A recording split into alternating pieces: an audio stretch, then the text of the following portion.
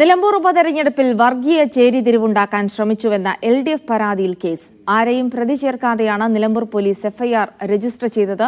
ഹീനമായ പ്രചാരണ ശൈലികൾ ഉപേക്ഷിക്കണമെന്ന് LDF സ്ഥാനാർത്ഥി M സ്വരാജ് പറഞ്ഞു. കാഫിർ സ്ക്രീൻഷോട്ടിന് സമാനമായ തട്ടിപ്പാണിതെന്ന് UDF തിരിച്ചടിച്ചു. മണ്ഡലത്തിലെ മതസാമുദായിക വിഭാഗങ്ങൾക്കിടയിൽ സ്പർദ്ധ വളർത്തുന്ന വാട്സ്ആപ്പ് സന്ദേശം പ്രചരിപ്പിച്ചുവെന്നാണ് LDFന്റെ പരാതി. സന്ദേശം പ്രചരിപ്പിച്ച ഫോൺ നമ്പർ അടക്കമാണ് LDFന്റെ നിയോജക മണ്ഡലം കമ്മിറ്റി കൺവീനർ VM ഷൌക്കത്ത് പരാതി നൽകിയത്. ഇതിന്റെ അടിസ്ഥാനത്തിലാണ് നിലമ്പൂർ പോലീസ് FIR രജിസ്റ്റർ ചെയ്ത് അന്വേഷണം ആരംഭിച്ചത്. വ്യക്തികളെ ആരെയും പ്രതി ചേർത്തിട്ടില്ല. ഇത്തരത്തിലുള്ള പ്രചരണ രീതി ദൂരവ്യാപക പ്രത്യാഘാതം ഉണ്ടാക്കുന്നതാണെന്ന് LDF സ്ഥാനാർത്ഥി M സ്വരാജ്. ആക്രമണോത്സുകമായ ഹിംസോന്മുഖമായിട്ടുള്ള ഇടപെടലുകൾ അത് അപലപിക്കപ്പെടേണ്ടതാണ്, എതിർക്കപ്പെടേണ്ടതാണ്.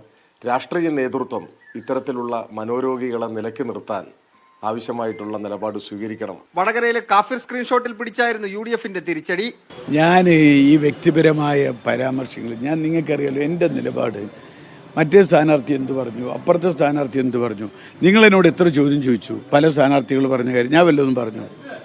അതൊക്കെ അവരവരുടെ അഭിപ്രായം പറയണം. എനിക്ക് എൻ്റെ പാർട്ടി, എൻ്റെ നേതാക്കന്മാരൊക്കെ ഇവിടെ ഉണ്ട്, അവർ കൃത്യമായ അഭിപ്രായം പറയും. തെരഞ്ഞെടുപ്പ് പ്രചരണത്തിന്റെ അവസാന ദിവസങ്ങളായതുകൊണ്ട് ഇത്തരത്തിലുള്ള പ്രചരണങ്ങൾക്കെതിരെ ജാഗ്രത പാലിക്കാനാണ് ഇരു മുന്നണികളും അണികൾക്ക് നൽകിയിരിക്കുന്ന നിർദ്ദേശം. മീഡിയ 1 നിലമ്പൂർ.